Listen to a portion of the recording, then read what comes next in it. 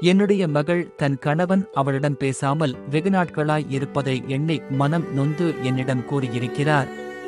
நான் அவளுடைய வருத்தத்தை கேட்டு இதை தீர்க்க என்னுடைய பிதாவிடம் வேண்டிக் கொள்ள இருக்கிறேன். பிள்ளையே, நீ கவலைப்படாதே. உன் மனதின் காயம் எனக்கு புரிகிறது. உனது கணவன் உன்னை புரிந்து கொள்ளாததும் பேசாமல் இருப்பதாலும் உன் இதயம் துன்பப்படுகிறது.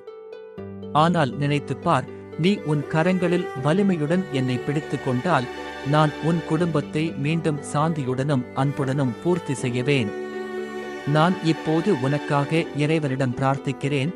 உன் வீட்டில் மறைந்து போன அன்பையும் புரிதலையும் மீண்டும் கொண்டு வர. உன் மனதில் அமைதி அமையட்டும்.